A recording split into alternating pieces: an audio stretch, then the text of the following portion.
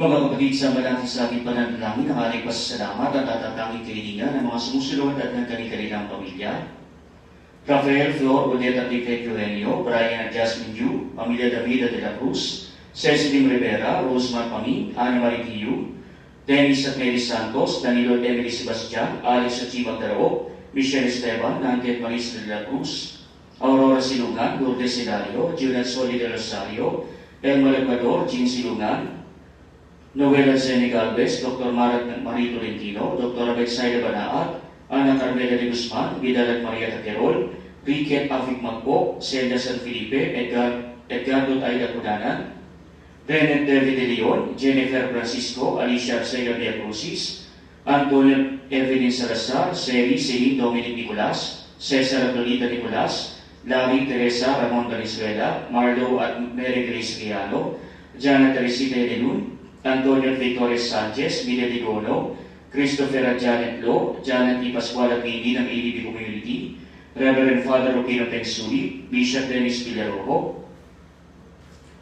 Wilfredo at Cristina Pascua, Julia Herrera, Daria Gemma Riogueron, Mendoza at Manaloto Family, Monique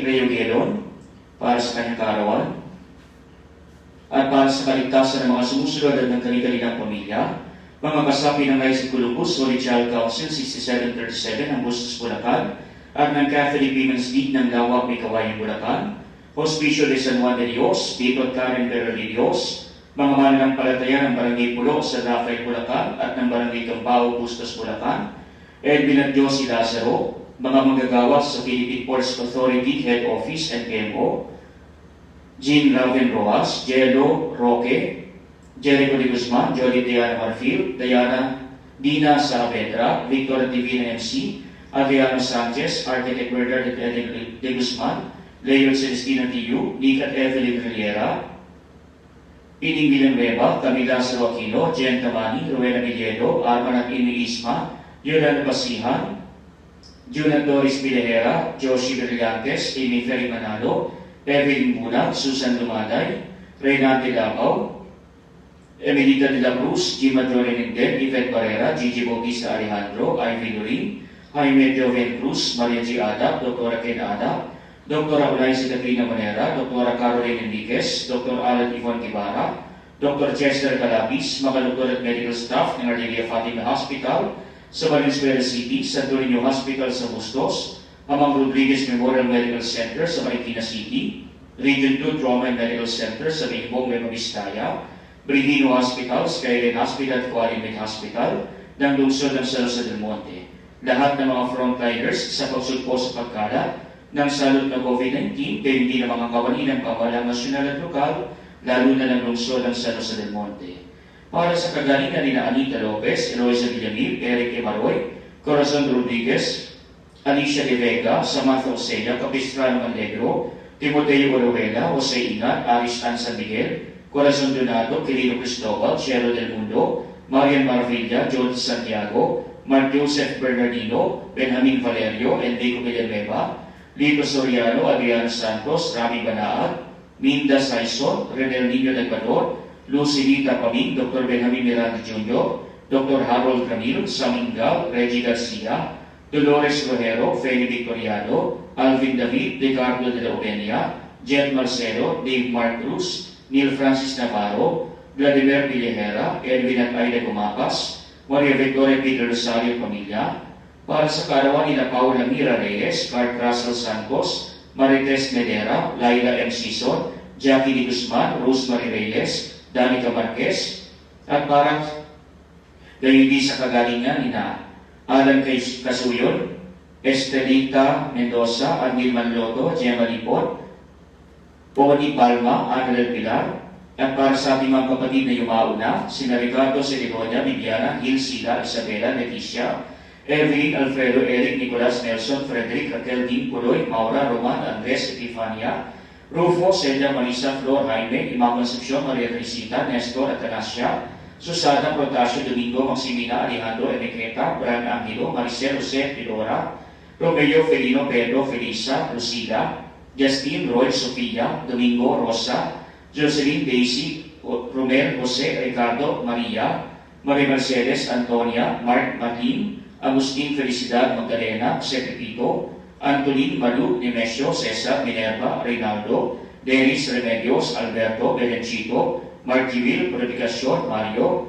Gaspar, Robert Antonina, Rafael Vilma Inocentes, Marlene Dante Protasio, Melvin Elena Reynaldo Aurelia, Monica Lucio, Abdona Monica Anacoreta, Nemesio Reynaldo Antonio Diomedes, Rodolfo Datiba, lahat ng mga kaluluwas purgatorio, hindi na makanamiyang mga lektor ng Diocese ng Malolos at mga doktor at frontliners at mga naging biktima ng salot ng COVID-19. Sa ngalan ng Ama at ng Anak at ng Espiritu Santo, Amen. sumainyo ang Panginoon. At sumayo rin. Mga kapatid, tinipuan tayo bilang mga kanin ng Diyos, kaya tumulog tayo sa ating Panginoon, sa ating na nagpapatawad sa atin ng lubos. Sinugong tagapagpagaling sa mga nagsisisi, Panginoon, kaawaan kami. Panginoon, kaawaan mo kami. Dumating na tagapaganyayang mga makasalanay magsisi, Kristo, kaawaan kami. Kristo, kaawaan mo kami. Nakalublo ka sa kanan ng Diyos, Ama, para ipamagitan kami, Panginoon, kaawaan kami. Panginoon, kaawaan mo kami. Kaawaan tayo ng mga panilihang Diyos, patawarin sa ating mga kasalanan, at patnubayan tayo sa buhay na walang hanggan. Amen. Manalangin tayo. Mga naming makapangyarihan, nililingap mo ang mga walang inaasahan kundi ikaw, hindi maidarangal at hindi magiging banal ang sinumang sa'yo na pagpapalay. Dagdagan mo ang iyong kagandang loob sa amin upang sa iyong pamumuno at pangangasiwang magiliw, mapakinabangan namin mga biyaya mo sa lupa bilang pagkakamit na namin sa makalapit mong pagpapala. Sa pamamagitan ni Jesucristo kasama ng Espiritu Santo, magpasawalang hanggan. Amen.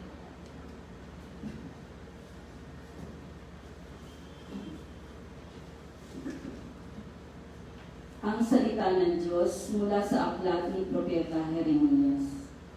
Jeremias, ipaalam mo sa bayan ang inyong kalungkutan. Sabihin mo, araw-gabi hindi na ako titigil ng pag-iyak, sapagkat malalim ang sugat ng aking bayan, sila'y malubhang nasaktan. Pag lumabas ako ng parang, nakikita ko ang mga nasawi sa digmaan. Pag ako'y pumunta sa mga bayan, naroon naman ang mga taong namamatay ng gutom. Patuloy sa paggala ang mga propeta at mga saserdote, subalit hindi nila alam kung ano ang kanilang ginagawa. Panginoon, lubusan mo na bang itinakwil ang hula? Nabuot ka ba sa mga tagasyon? Bakit ganito kalubha ang parusa sa amin? Ano pat wala na kaming pag-asang gumaling? Ang hanap namin kapayapaan, ngunit nabugo kami. Inasal namin gumaling, ngunit katatakutan ang dumating. Panginoon, kinikilala namin ang aming kasamaan at ang pagtataksil ng aming mga magulang. Kami lahat ay nagkasala sa iyo. Huwag mo kami itakwil alang-alang sa iyong pangalan. Huwag mong itulot na mapahiya ang Jerusalem, ang kinalalagyan ng marangal mong luklukan.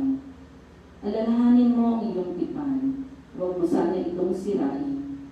Hindi makagagawa ng ulan ang mga Diyos-Diyosan ng alinmang bansa.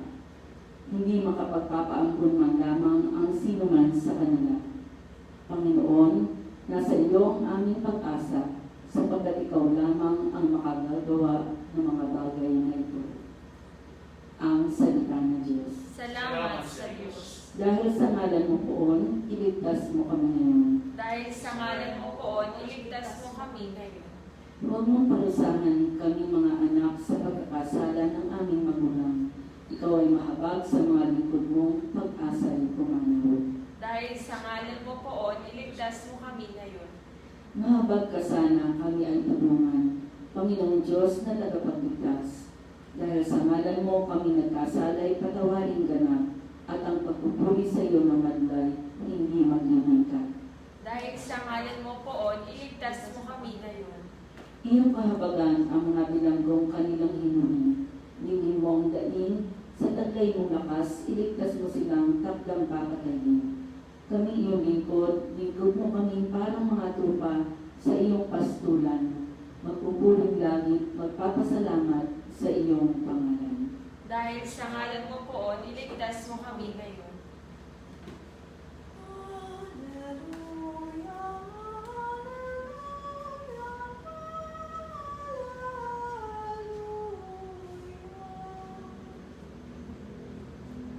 Sumainyo ang Panginoon. At sumaiyo rin. Ang mabuting balita ng Panginoon ayon kay San Mateo.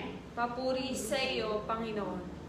Noong panahong iyon, iniwan ni Jesus sa mga tao pumasok sa bahay. Lumapit ang kanyang mga alagad at sinabi sa kanya, ipaliwanag ko niya sa amin ang talinghaga tungkol sa masasamang damo sa bukid. Ito ang tugon ni Jesus, ang anak ng tao nag-asik ng mabuting binhi. Ang bukid ay ang sanlibutan.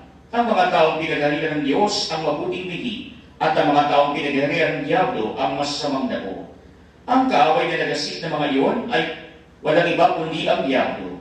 Ang pag-aani ay ang katapusan ng daigdig, at ang mga anghel ang mga tagapag-ani. Kung paano iniipon ang mga damo at sinusunog, gayon din ang mangyayari sa katapusan ng daigdig.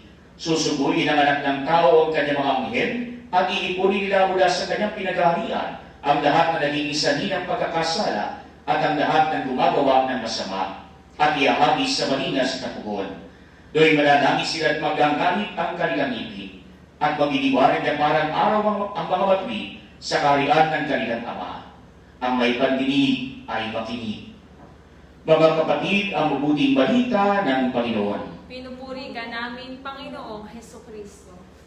Mga kapatid, sa ating po mabuting balita ay pinapayag sa atin ng aming Panginoon ay muli ang kanyang talinghaga ukol sa tagpaghasik at hindi sa mga binhi na ihasik sa iba't ibang uri ng lupa. Kaya nga po padali na natin itong matandaan sapagat paulit-ulit nito mga nakaraang araw at linggo ang talinghaga na ito. Kaya nga po ito'y nagpapakilala lamang sa atin na ang ating Panginoon ay nagtataglay ng isang magandang pananalita upang nang sa gayon matandaan natin ang kanyang mensahe. Kaya nga po ginagamit niya maging ang mga kasangkapan sa kanyang paligid, maging ang mga dahon, mga punong kahoy, maging ang iba't ibang uri na nakikita niya sa kanyang paligid, para nang sa gayon ay payag sa atin ang isang aral mula sa kanya. Kaya nga po sa pagkakataon nito, ginamit muli ng ating Panginoon ang ukol sa mga lupa, ang ukol sa mga binhi, at hindi naman ay sa tagapaghasik. Kaya nga po muli pinapaalala sa atin, ang Diyos ang tagapaghasik ng mabuting binhi, walang inihahasik na masama ang ating Panginoon. Subalit mga kapatid, may mga pagkakataon din naman, kung depende ang pagtubo ng mga binhi sa mga lupa na pagtatamnan. Kaya kapag mabuti ang pagtatam ng lupa, maganda ang pagtubo nito. Kaya nga po ipinapakilala lamang sa atin, ang Diyos ay palagi gumagawa ng mabuti, nararapat lamang na tayo ay makipagkaisa sa plano na ito ng ating Panginoon na magasik ng mabuti, hindi ng kasamaan sa daigdig. Kaya nga po kahit nung unang-una pa, ang Diyos ay palagi gumagamit ng kanyang mga kasangkapan para nang sa gayon, mahirapi ang mga tao sa paggawa ng mabuti sa halip na pagkakasala, sa halip na kasalanan. Kaya nga po sa ating unang pagbasa, nakita natin kahit ang isang batang-batang propeta sa katauhan ni Propeta Jeremias ay kanyang isinugo para nang sa gayon, mangaral sa mga tao, palalahanan sila ng mabuting layunin ng ating Panginoon. Kaya nga po sa unang sandali ng buhay ni Propeta Jeremias ay nagtatanong siya sa ating Panginoon, bakit po ako ang inyong susugo? Bata pa po ako, hindi ko alam ang aking sasabihin. Subalit kagaya ng madalas sinasabi sa atin, kung sino man ang sinusugo ng ating Panginoon, binibigyan niya ng lakas. Kung God sends, He empowers. Kaya nga po ganito rin ang ginawa kay Propeta Jeremias. Hindi niya alam ang kanyang sasabihin, pero ang sabi ng ating Panginoon, huwag kang mag-alala, sapagat ikaw lamang ang magsasalita, subalit ang iyong sasabihin ay manggagaling sa akin. Kaya din po naman, ang sabi ni Propeta Jeremias, ako po'y bata pa, subalit ang Diyos walang pinipili, kay bata, kay matanda, lahat tayo pwedeng piliin ng ating Panginoon para subuin sa ating kapwa, para nang sa gayon maakay natin ang ating kapwa patungo sa kabutihan. Kaya kapag tayo ay sinusugo ng ating Panginoon, pag inaanyayahan tayo sa isang misyon, kagaya ng sinasabi ng ating Panginoon sa ating una na pagbasa at sa ating mabuting balita, tayo mismo ay tinatawagan ng ating Panginoon makipagkaisa nang tayo maging mabuting kasangkapan ng paglalapit ng tao patungo sa ating Panginoon. Sa iyong paraan, naipupula sa atin ang mabuting bini na palalagos sa atin, sa ating kalooban, sa ating pagkatao ang binhi na ito. At ito naman ay pakikinabangan ng mga tao sa ating paligid na makikinabang din naman sa pagkakasugos sa atin sa kanila.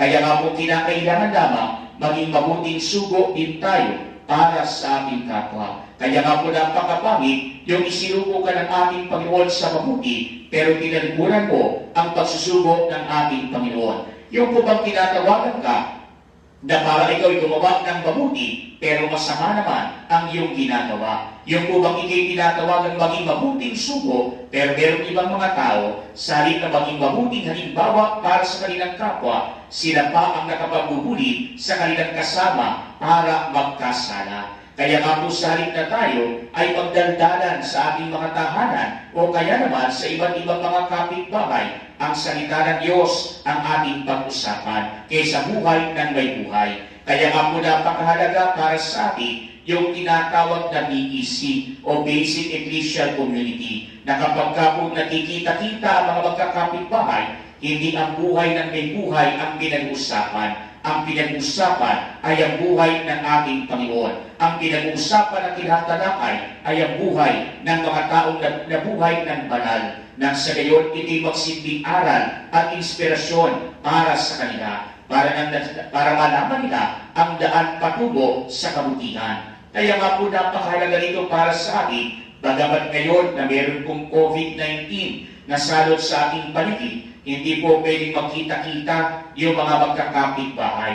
Pero po pwede pa rin natin itong gawin by online. Kaya nga po sa ibang lugar, anong ginagawa? Tuloy-tuloy pa rin ang BEC, tuloy-tuloy pa rin ang kanilang pagtatalakayan, tuloy-tuloy pa rin ang kanilang pagkukwentuhan ukol sa buhay ng ating Panginoon, ukol sa mga aral at turo ng simbahan sa pamamagitan ng paggamit ng makabagong teknolohiya. Kaysa fake news ang ating ipakalat, kaysa doon sa mga walang kabuluhan na mga post ang ating ipakalat, mas mainam na ang ipakalat natin ay ang salita ng ating Panginoon. Nang sa gayon, sa pamamagitan din ng social media, makapagpunlagin tayo ng mabuting binhi galing sa ating Panginoon. Makapagpunlagin tayo ng kanyang salita sa buhay ng ibang mga tao na nauuhaw at nagtitigrabi sa mga salita na ito. Nang sa gayon sila man ay magabayan patungo sa ating Panginoon.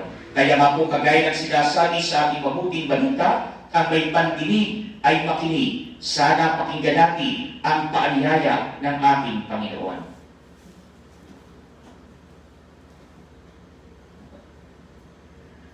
Mga kapatid, tinuruan tayo ni Kristo kung paano tayo makapapasok sa kaharian ng langit. Idalangin natin ang pagdating ng kaharian ng langit dahil nababagin natin sumas sa atin ang Espiritu Santo na nagpapatnubay sa ating mga panalangin. Sa bawat pananalita ng ating tutugon, Diyos ng kabutihan, gawin mo kaming ganap sa iyong pamamaraan. Diyos ng kabutihan, gawin mo kaming ganap sa iyong pamamaraan. Ang mga lingkod ng simbahan naway tumalima sa kalooban ng Diyos at asamin ang kabutihan ng kanilang pinaglilingkuran. Manalangin tayo sa Panginoon. Diyos ng kabutihan, gawin mo kaming ganap sa iyong pamamaraan.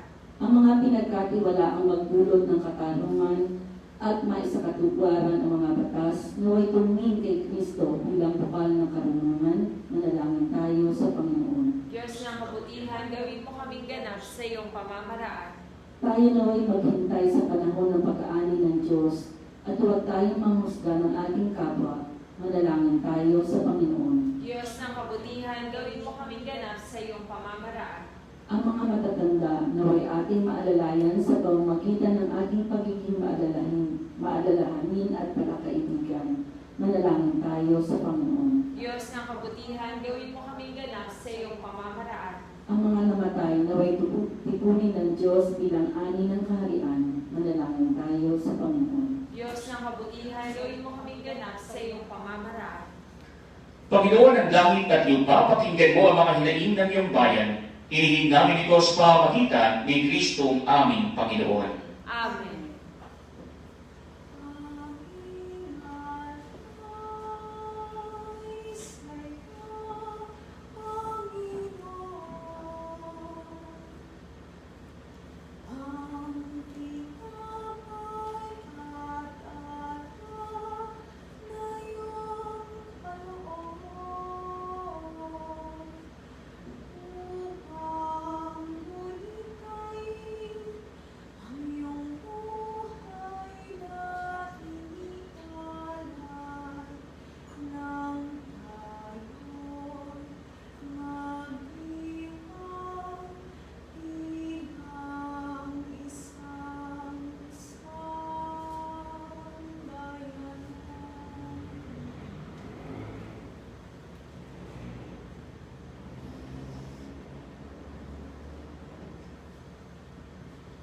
Manalangin kayo mga kapatid upang itong pag-aari ay maging kalugod-lugod sa Diyos Amang makapangyarihan. Tanggapin nawa ng Panginoon itong paghahain sa iyong mga kamay, sa kapurihan niya at karangalan sa ating kapakinabangan at sa buong sambayanan niyang banal.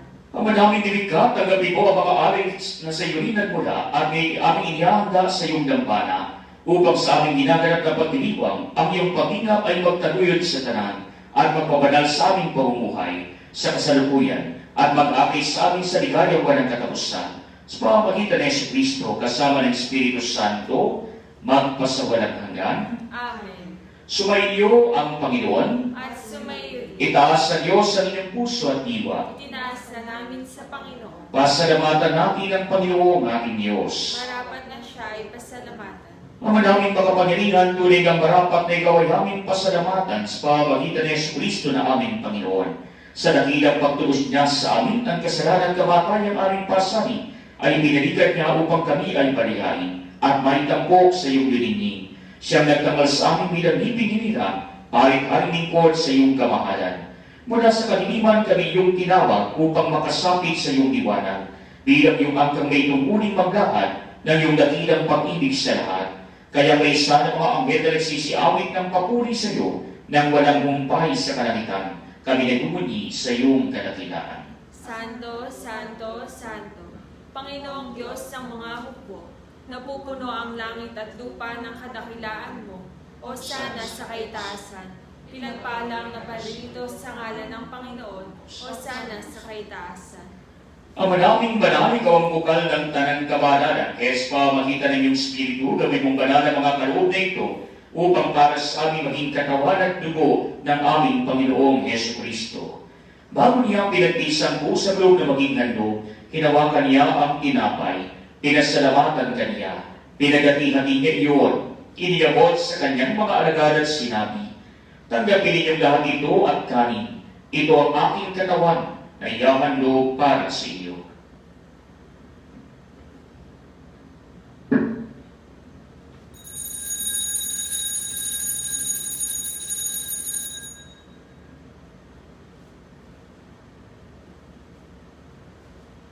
Ngayong ginamalo matapos ang hapunan, hinawakan niya ang kalis, muli kanyang pinasalamatan.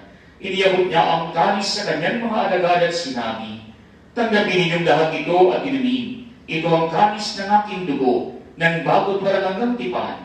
Ang aking dugo ay bubuhos para sa inyo at para sa lahat, sa ilang pagpapatawad ng mga kasalanan. Gawin niyo ito sa pag-alala sa akin.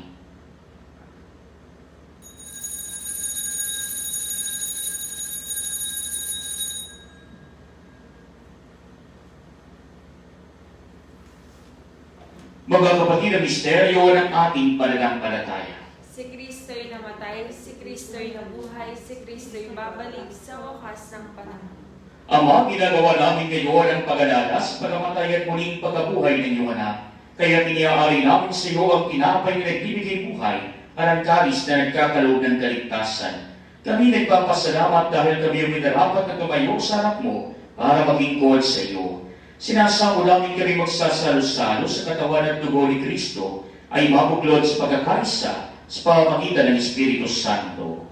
Ama, linawin mo ang iyong simbahang naganap sa buong daigdig. Puspusin mo kami sa pag-ibig. Kay San Francisco naming Papa, at kay Dennis naming Obispo at ng Tanang Kaparian. Nalalahanin mo rin ang mga kapatid namin na hinay na may pag-asang sila muling mabubuhay, gayon din ang lahat ng mga pumanaw. Kaawaan mo sila padrihin sa iyong kaliwanagan. Kaawaan mo at pagindapatin kaming lahat na makasalo sa iyong buhay na walang wakas. Kaysa ng mahal na Birheng Maria na ina ng Diyos, ni San Jose na kanyang kabiyak ng puso, kaysa ng mga apostol at ng lahat ng mga banal na nabuhay dito sa daigdig ng kalugod sa iyo. May pag-ibig gawa namin ang pagpupuri sa karangal mo sa pamamagitan ng iyong anak na aming Panginoong Jesucristo. Sa pamamagitan ni Kristo, kasama niya sa Kanya, ang lahat ng parangal at papuri ay sa iyo, Diyos Amang makapangyarihan, kasama ng Espiritu Santo, magpasawalang hanggan. Amen. Mga kapatid, sa dalubili ng mga nagagaling na utos sa turo ni Jesus na Panginoon natin at Diyos, ipahayag natin ang takas loob.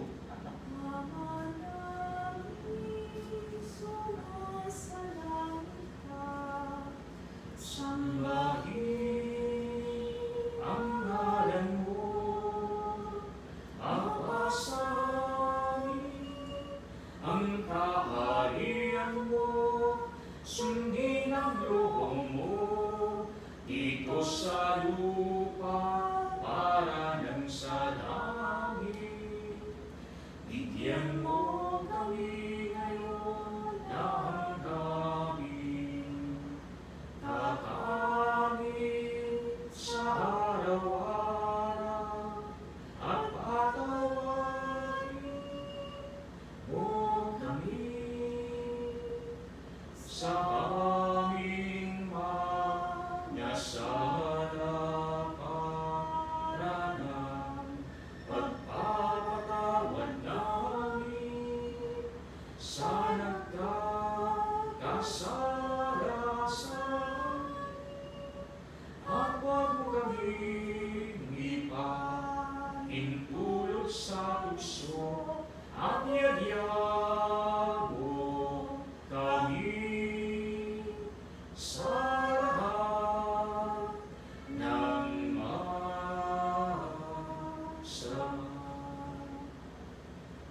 Hinihiling namin kabiyariya sa lahat ng masama pagkalooban ng kapayapaan araw-araw, iligtas sa kasalanan at ilayo sa lahat ng kapahamakan, samantalang aming pinananabikan ang dakilang araw ng pagpapahayag ng tagapagligtas namin sa Jesucristo. Sapagkat iyo ang kaharian at ang kapangyarihan at ang kapurihan magpakailanman. Amen. Panginoong Jesucristo, sinabi mo sa iyong mga apostol, kapayapaan ang iniiwan ko sa inyo, ang aking kapayapaan ang binibigay ko sa inyo. Tunghayin mo ang aming pananampalataya, huwag ang aming mga pagkakasala. Pagkalooban mo kami ng kapayapaan at pagkakaisa ayon sa iyong kalooban, kasama ng Espiritu Santo, magpasawalang hanggan. Amen. Ang kapayapaan ng Panginoon ay laging sumaiyo. At sumayo rin. Magbigayan kayo ng kapayapaan sa isa't isa.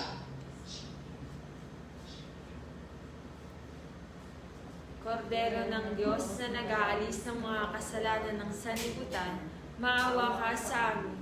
Kordero ng Diyos na nag-aalis ng mga kasalanan ng sanlibutan, maawa ka sa amin. Kordero ng Diyos na nag-aalis ng mga kasalanan ng sanlibutan, ipagkaloob mo sa amin ang kapayapaan. Mga kapatid, ito si Kristo, ang Kordero ng Diyos na nag-aalis ng mga kasalanan ng sanlibutan. Mapapalad tayong inaanyayahan sa kanyang biging. Panginoon, hindi ako karapat dapat na magpatuloy sa iyo, ngunit sa isang salita mo lamang ay gagaling na ako.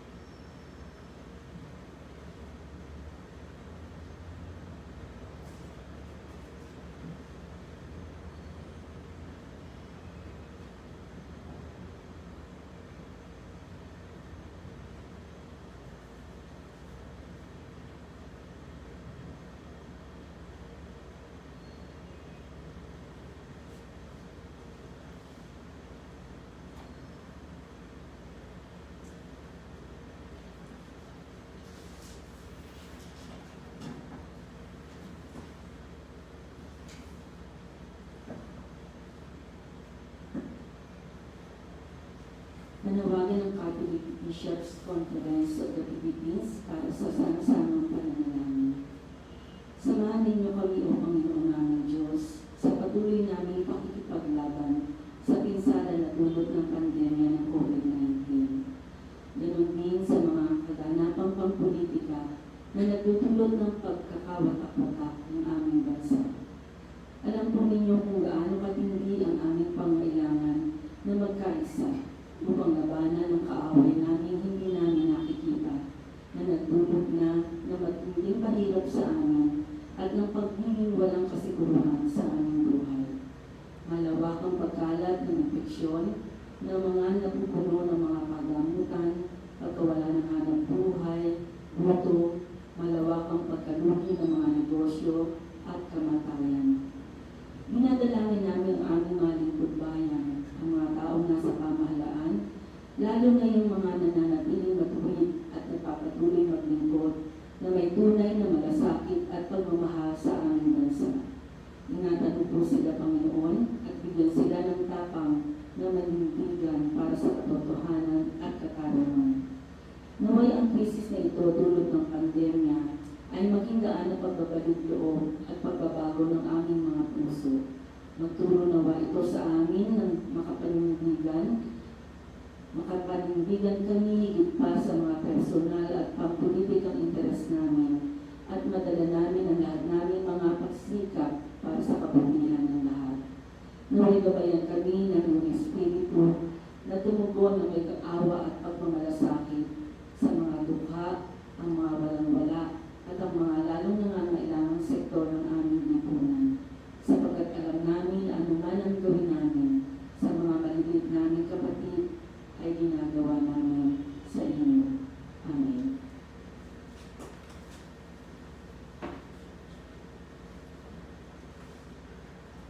Manalangin tayo. Ang madaming mapagmahal, pinagsaluhan namin sa banal na pakikinabang ang alaalang walang kupas ng iyong anak na nag-alay ng sarili niyang buhay para sa aming kaligtasan. Ipagalo mo hindi magdulot ng pagunda sa ipinamana niya sa aming pagligtas bilang tagapamagitan kasama ng Espiritu Santo magpasawalang hanggan. Amen. Sumainyo ang Panginoon At sumayo at pagpalain kayo ng makapangyarihang Diyos, Ama at Anak at Espiritu Santo. Amen. Umayo kayo sa kapayapaan ni Kristo. Salamat sa Diyos.